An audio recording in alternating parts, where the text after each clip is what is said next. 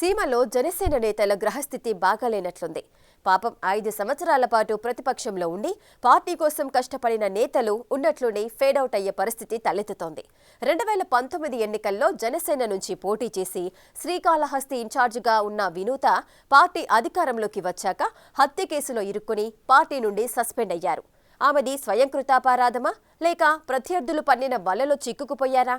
మొత్తం మీద పదవులు వచ్చే సమయానికి అలాంటి వారు పార్టీకి దూరమవుతుండటం, వారితో పాటు వారి అనుచరులు సైతం దిక్కులేని వారిగా మారిపోతుండటం చర్చనీయాంశంగా మారింది.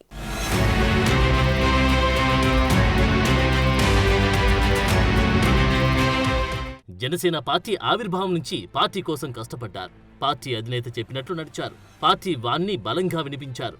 సంస్థాగతంగా బలంగా లేకపోయినా తమకున్న కొద్దిపాటి వనరులతో కష్టపడ్డారు. ఆ క్రమంలో కూటమి అధికారంలోకి వచ్చిన తర్వాత తమకు ప్రభుత్వ హోదా కలిగిన పదవులు వస్తాయని భావించారు. అయితే సీన్ రివర్స్ అయింది. వారు తెలుసో తెలియకో చేసిన తప్పిదాలు జీవితాన్ని మార్చివేశాయి. మొన్న కిరణ్ రాయల్, నిన్న కోవూరు జనసేన ఇన్ఛార్జ్ టీవీ రామారావు, శ్రీకాళహస్తి జనసేన ఇన్ఛార్జ్ వినూత దంపతులు పార్టీలో అనామకంగా మిగిలిపోవాల్సి వచ్చింది. ఎందుకనో కొందరు జనసేన నాయకుల ఫేట్ తిరగబడుతుంది. పార్టీ ఆవిర్భావం నుంచి పనిచేసిన వారు ఏదో ఒక కారణంతో పార్టీకి దూరమవుతున్నారు. తమ వెనుక కుట్రలు జరుగుతున్నాయని వారు భావిస్తూ ఉండగా వారి స్వయం కృతాపరాధం కూడా ఉందని స్థానిక నేతలంటున్నారు. రాజకీయాల్లో ఉండాల్సిన పట్టువిడుపులు వారు పట్టించుకోకపోవడంతో వారి భవిష్యత్ ప్రశ్నార్థకమైందని అంటున్నారు. కిరణ్ రాయల్ను పార్టీ వారితో పాటు రాజకీయ ప్రత్యర్థులు అమ్మాయి ఇష్యూలో తెలివిగా ఇరికించి పార్టీ నుంచి సైడ్ చేశారు. 2019 నుంచి 2024 వరకు జనసేనకు పార్టీ వాయిస్ గా కిరణ్ రాయల్ వ్యవహరించారు. తమ అధినేత పవన్ కళ్యాణ్ పై ఈగ వాలనిచ్చేవారు కాదు. జనసేనానిపై అప్పటి అధికార వైసీపీ నేతలు చేసే విమర్శలకు ధీటుగా బదులిస్తూ రాష్ట్ర వ్యాప్తంగా ఫోకస్ అయ్యారు. అదే సమయంలో ప్రత్యర్థి పార్టీతో పాటు సొంత పార్టీలో సైతం ప్రత్యర్థులను తయారు చేసుకున్నారంటారు. ముఖ్యంగా శాసనసభ ఎన్నికల సమయంలో పార్టీ అధిష్టానం అభ్యర్థిగా ఆరణి శ్రీనివాసులను ప్రకటించిన సమయంలో కిరణ్ వ్యతిరేకించి ఆరణి వర్గానికి టార్గెట్ అయ్యారు.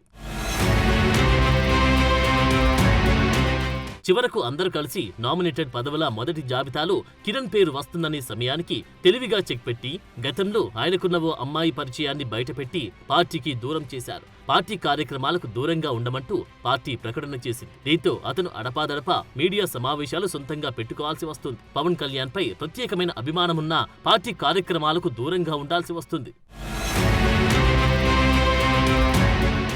తాజాగా హత్య కేసులో శ్రీకాళహస్తి జనసేన ఇన్ఛార్జ్ కోట వినూత, ఆమె భర్త చంద్రబాబు తమిళనాడులోని మింట్ పోలీస్ స్టేషన్ పరిధిలో అరెస్టయ్యారు. తమకు అత్యంత సన్నిహితుడైన పిఎస్ శ్రీనివాసులు అలియాస్ రాయుడిని హత్య చేసి తర్వాత శవాన్ని చెన్నైలోని మింట్ పోలీస్ స్టేషన్ సమీపంలోని కువ్వం కాల్వలో వేసి వచ్చారని వారిపై అభియోగాలు వచ్చాయి. తమిళనాడు పోలీసుల దర్యాప్తులో వారే చంపారని బయటపడింది. దాని వెనుక కారణాలు కూడా అత్యంత వివాదాస్పదంగా కనిపిస్తున్నాయి.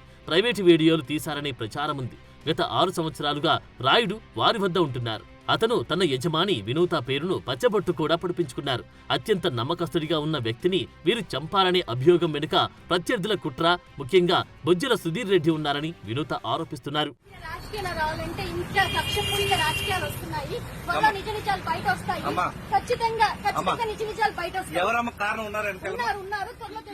వినూత శ్రీకాళహస్తి నుంచి 2019లో పోటీ చేసి 5,000 ఓట్లు సాధించారు. అయితే తర్వాత పరిణామాల్లో శ్రీకాళహస్తి జనసేన ఇన్ఛార్జిగా నియమితులయ్యారు.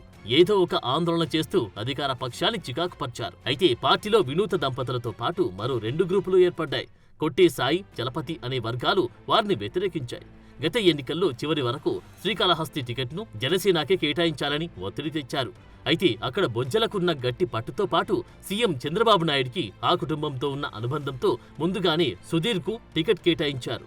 ఎన్నికల ప్రచారంలో సైతం వినూత దంపతులు బొజ్జలతో కలిసి వెళ్లలేదు. ఎన్నికల తర్వాత కూడా ఇదే గ్యాప్ కొనసాగింది. తర్వాత పరిణామాల నేపథ్యంలో ఆమె ఏకంగా తమ అనుచరుడు శివకుమార్ కు టెంపుల్ పార్కింగ్ కాంట్రాక్టులో సైతం 20% వాటా ఇప్పించుకోగలిగారు.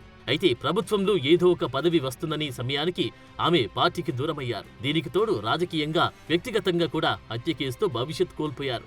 మొత్తం వ్యవహారం చూస్తే వీరు ఆరోపిస్తున్నట్లు కుట్ర జరుగుతుందా లేక వీరు ప్రత్యర్థులు పన్నిన వలలో సులభంగా చిక్కుకుంటున్నారా అన్నది చర్చనీయాంశంగా మారింది.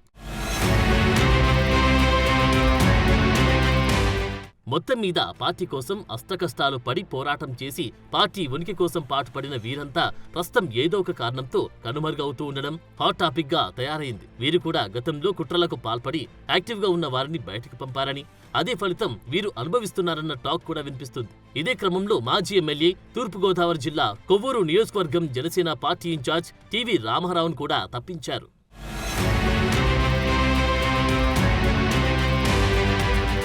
పార్టీ విధానాలకు విరుద్ధంగా టీవీ రామారావు వ్యవహరించారని జనసేన అధిష్టానం అంటుంది. అయితే సొసైటీలు, ఏఎంసీ కమిటీల ఏర్పాటులో జనసేనకు తగిన ప్రాధాన్యత లేదని రామారావు ఆరోపించారు. ఈ క్రమంలోనే టీవీ రామారావును ఇన్ఛార్జి పదవి నుంచి తప్పించారు. ఇదే సమయంలో కొవ్వూరు వ్యవహారంపై విచారణ జరిపి నివేదిక ఇవ్వాలని జనసేన అధినేత పవన్ కళ్యాణ్ ఆదేశించారు. మొత్తం మీద సంస్థాగతంగా పార్టీ నిర్మాణంపై అధినేత పవన్ కళ్యాణ్ దృష్టి పెట్టకపోతే ఇలాంటి వారు మరికొందరు బలిపశువులవుతారని జనసైనికులు ఆందోళన వ్యక్తం చేస్తున్నారు.